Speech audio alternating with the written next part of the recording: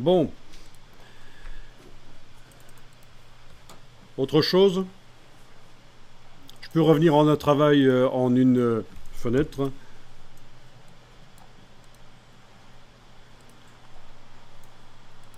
Je vais aller sur la page, sur une des pages, voilà.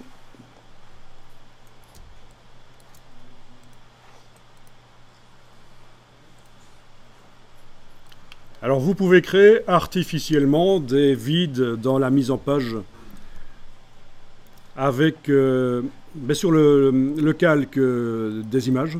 Je vais le faire sur le calque des images. Je pourrais faire un calque rien que pour ça, mais ça peut aussi aller sur le calque des images. Donc tout est déverrouillé sauf le calque des images. Les verrous, vous savez comment ça fonctionne dans la palette des calques. Cliquer, glisser, ça les enlève. Ou ça les remet. Clique sur un carré, ça verrouille le calque. Clique, ça le déverrouille. Alt-clic, ça verrouille tous les autres. Très intéressant, ça fonctionne comme ça dans Illustrator et dans Photoshop aussi. Le Alt-clic, donc il y a deux choses vraiment à retenir ici si vous ne connaissiez pas. Le Alt-clic pour verrouiller tous les autres calques sauf celui-là.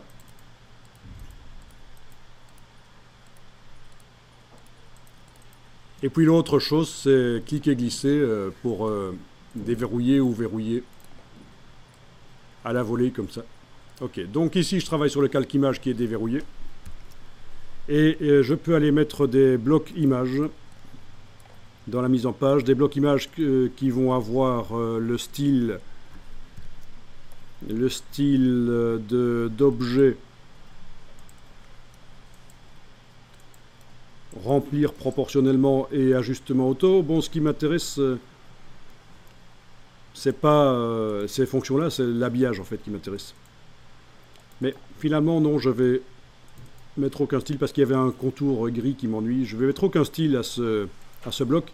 Je vais juste aller enclencher l'habillage de texte dans la palette habillage de texte, menu fenêtre habillage de texte. Voilà.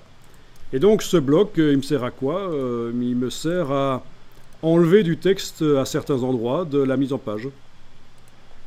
Donc si je trouve que la colonne de droite là m'ennuie, je vais aller me positionner un bloc dessus, comme ça.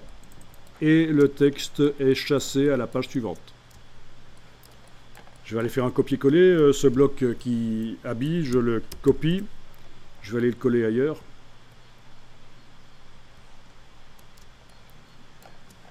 Voilà, je le colle.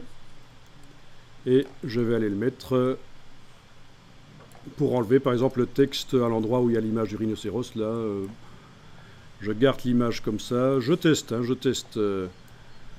Non, sur cette page-là, c'est pas génial, je le coupe. Page suivante. Je colle. Et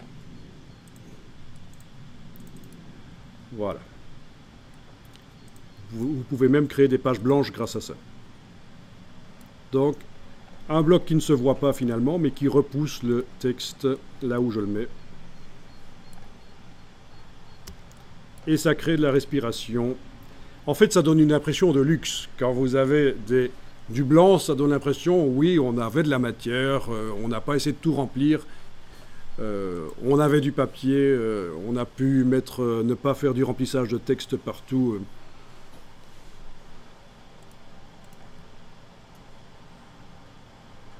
Si vous voulez donner l'impression que l'entreprise dont on parle dans la publication là est solide au niveau financier, ça peut être intéressant de faire ce genre de choses.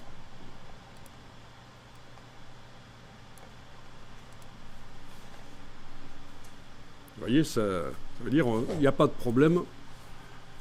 On n'en est pas à essayer de remplir les pages de texte absolument